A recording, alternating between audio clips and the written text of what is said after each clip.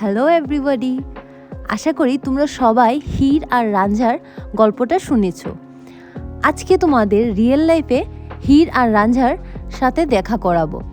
চলো তাহলে গল্পটা শুরু করি। আর আমার এই গল্পের মধ্যে হীর আর রাঞ্ঝা হলো আমার 10 তারিখের ব্রাইড। তো আশা করি তোমরা আমার 6 তারিখের ব্রাইডের ভিডিওটা দেখেছো। তো ডিসেম্বরের 6 তারিখ আমি ব্রাইডকে সাজিয়েছি, এরপর 8 তারিখ আমি চলে গেছি মন্দারমণি। আর বুকিংটা ছিল আমার ডেস্টিনেশন ওয়েডিংয়ের, আর লোকেশন ছিল মন্দারমণি বলেই দিয়েছি। কথা ছিল ওদের সঙ্গে যাওয়ার 9 তারিখে, কারণ 9 তারিখ ওর হলদি মেহেন্দি সব কিছু 9 তারিখই হবে এবং 10 তারিখ হবে বিয়ে। তো আমি 8 তারিখ চলে গিয়েছি, কারণ আমার ছোট্ট একটা বেবি আছে, সবাই আশা করি জানো। তো যারা আমার ভিডিও দেখো ওর জন্যেই আমার 8 তারিখ যেতে হয়েছে, নয়তো আমি ব্রাইডের সঙ্গেই 9 তারিখ যেতে পারতাম। তো কথা মতো আমি 8 তারিখ গিয়ে হোটেল ফ্রেশ হয়ে এরপর আমার বেবিকে নিয়ে প্রথমবার ওকে সমুদ্র দেখাতে নিয়ে গিয়েছিলাম। তো ও সমুদ্র দেখে এতটা খুশি হচ্ছিল, এরপর ওকে নিয়ে কিছুটা আমি এনজয় করলাম। তার রাত্র হয়েও আমরা অনেকটা ঘুরেছিলাম, কারণ ওই দিন আমাদের কোনো কাজ ছিল না, জাস্ট আমরা চিল করছিলাম ওই জায়গায়। তো ওর দিন ইভেন্টের জন্য হোটেলে সাজানো শুরু করে দিয়েছিল, আর হোটেলটাও দেখতে খুব ভালো ছিল। বোম্বে রিসর্ট, তোমরা যদি চাও ওইখানে গিয়ে যেতে পারো। তো ওই রিসর্টের মধ্যে আমার খাওয়া দাওয়া খুব ভালো লাগলো। তো ওই দিন রাত্রিবেলায় দেখলাম হঠাৎ করে ব্রাইডও চলে এসছে, বললো যে এরপর দিন একটু হেডেক হয়ে যাবে আশা নিয়ে, তাই আমরা 8 তারিখেই চলে এসেছি। ও আমাকে ফোন করে দিয়েছিল। এরপর হলদির জন্য সাজানো শুরু করেছিল। ওকে সাজানোর কথা ছিল দুপুর 1টা থেকে। ও বিশ্বাস করবে না, সাজতে বসেছে রাত্রি 9টার সময়, এবং এতটা আমার জীবনের 5 বছরের কেরিয়ারে এতটা খারাপ আমি কোথাও কোনো সময় আমি সাজাইনি। আমি নিজেই বলছি আমি ওকে এতটা খারাপ সাজিয়ে দিয়েছি। শুধু আধা ঘন্টায় ওর হাজব্যান্ড আর ওকে আমি মোটামুটি রেডি করে দিয়েছি, এবং আমি কিচ্ছু লাগাতে পারছিলাম না। ও বলছিল দিদি তাড়াতাড়ি 10 মিনিটে রেডি করো, 10 মিনিটে রেডি করো। 10 মিনিটে কি সাজানো যায় তোমরাই বলো। তো যাই হোক, আমি এটাকে ধরে ধরে ব্রাইড অ্যান্ড গ্রুমকে ধরে আমি 20 থেকে 25 মিনিটে ওদের কমপ্লিট করেছি। তো তোমরা দেখবে অবশ্যই যে এত বাজে আমি সাজিয়েছি। তোমাদের সঙ্গে এই ভিডিওটা আমি শেয়ার করলাম যে ওই দিন কেমন কি এতগুলো প্রোডাক্ট আমি এতটুকু সময়ে কিভাবে কি করেছি। হলদির জন্য রেডি হয়ে বসে, আমিও ওই সময় রেডি ছিলাম না ওকে সাজানোর জন্য, কারণ সাজাতে গেলে অ্যাটলিস্ট আমারও প্রিপারেশন করতে হয়, আর মেকআপটা তাড়াহুড়ো করে হয় না। তার মধ্যে ওর ছিল ওয়াটারপ্রুফ মেকআপ। তোমরাই বলো এত কম সময়ে কিভাবে করা যায় ওয়াটারপ্রুফ মেকআপ। তো যাই হোক, ওকে ওর কথা মতো আমি 10 মিনিটে সারিয়ে দিতে তো পারলাম না, এবং ও আমাকে বলছিল দিদি তাড়াতাড়ি করো, দিদি তাড়াতাড়ি করো, কারণ তারপর আমার এঙ্গেজমেন্টের মেকআপ করতে হবে। তো এই সারা সময় ধরে আমি অপেক্ষা করছিলাম এই 1টা থেকে রাত্রি 9টা অবধি, যে আমি কোন সময় ওকে সাজাবো, কোন সময় ওকে ওর মতো, কারণ ওর বিয়ের সাজ নিয়ে ভীষণ ও আমাকে ফোন করে করে করে করে কথা বলছিল, কি করতে হবে কি না করতে হবে, ওর অনেক কথা হচ্ছিল। তো 10 মিনিটে যদি ও আমাকে সময় দেয় সেটা তো আর মুখের কথা নয়, পট করে আমি করে দিই। তো যাই হোক, ওর কথা মতো ওর গ্রুম আর ওকে আমি 25 মিনিটসে রেডি করে দিলাম। তারপর শুরু হলো ওর হেলদি।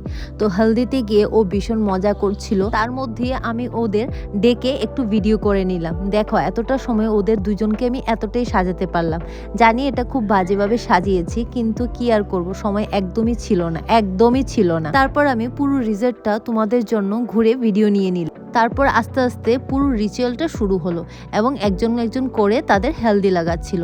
এরপর ভিডিওগ্রাফি হলো, সব এইভাবেই চলছিল। তার মধ্যে ও আমাকে ডেকে নিয়ে যে প্রিয়াঙ্কা দি আসো তোমাকেও হেলদি লাগিয়ে দিই। তো এইভাবে করে আমাকেও একটি হেলদি লাগিয়েছে। তো এই ভিডিওটা নিতে পারিনি।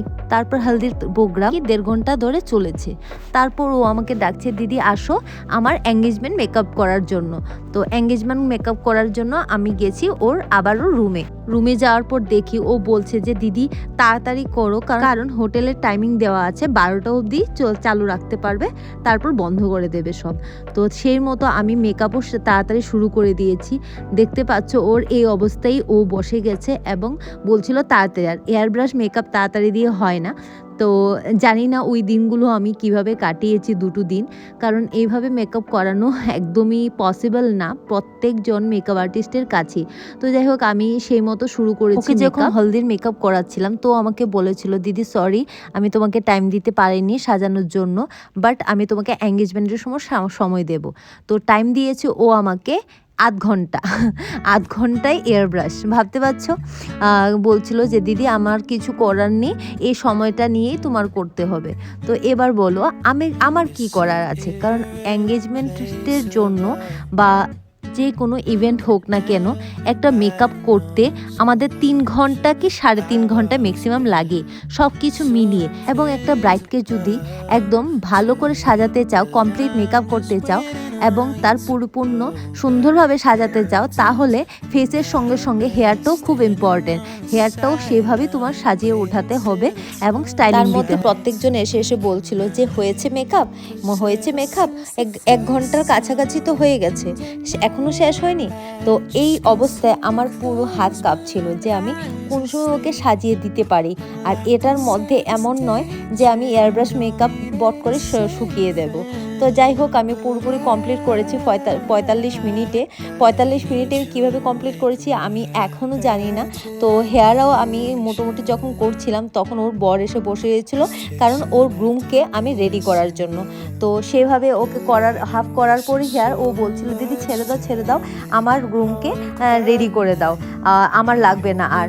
তো তা সত্ত্বেও যখন ওর বরকে যখন সাজাচ্ছিলাম, মানে গ্রুমকে সাজাচ্ছিলাম, তখন বলছিল দিদি আমার এটা আমাকে করে দাও, একটু ওটা করে দাও। তো সেই ওকে সাজানোর জন্য আমার ওকে দিচ্ছিল, কারণ লিপস্টিকটা ওর পছন্দ হয়নি, লিপস্টিকটা একটু ডার্ক চাইছিল, সে আবার চেঞ্জ করেছিলাম। তো এইভাবে করেই আমার কাজ ওই দিনের হয়েছিল। তো সে আমাকে ও কমপ্লিমেন্টও দিয়েছে, কিন্তু আমার মন মতো হয়নি সেই কাজগুলো আমার। তোমরাই শুনে নাও ওর কমপ্লিমেন্টটা।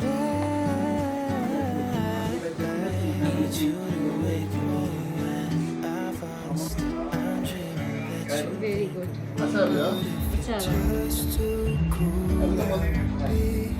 বলো কেমন লেগেছে আজকে দুবারের মেকআপ? আমার দারুণ লেগেছে। আর প্রিয়াঙ্কা দি থ্যাংক ইউ সো মাচ, তুমি আমাকে এত তাড়াতাড়ি খুব অসুবিধায় পড়েছে। ঠিক আছে, thank you so much, seriously okay, thank you so much. একটু তোমার পেছন হেয়ারটা দেখিয়ে দাও। চলো, ঠিক আছে, থ্যাংক ইউ, ওয়েলকাম। এবং ওই রিসর্টটার খুবই সুন্দর করে লাইটিং করেছিল ওর এঙ্গেজমেন্টের জন্য। যাই হোক, তারপর মেয়েটা ছিল রাজপুত এবং ছেলেটা ছিল বিহারি, এবং ওরা থাকতো আইটিতে জব করতো এবং গুজরাটে থাকতো। তো তাদের লাভ ম্যারেজ হয়েছিল 4 বছরের। তো 4 বছর পরে ওরা একসাথে বিয়ে করছে। তো দেখো ওদের কতটা ভালো লাগছে, একদম হীর রাঞ্ঝার মতোই লাগছে। আচ্ছা, আশা করি তোমাদের এই আমার হীর রাঞ্ঝার কাহিনীটা খুবই ভালো লাগলো। তোমরা ভালো লাগলে অবশ্যই কমেন্টস করে জানাবে। আর আমার এরকম ভিডিও আরও দেখতে চাইলে আমার চ্যানেলে যেতে পারো, গিয়ে ভিডিওস দেখতে পারো। আর ভালো লাগলে অবশ্যই লাইক অ্যান্ড কমেন্টস করে দেবে। চলো টাটা, তোমরা আশা করি ভালো থাকবে। আবার দেখা হবে নেক্সট ভিডিওতে।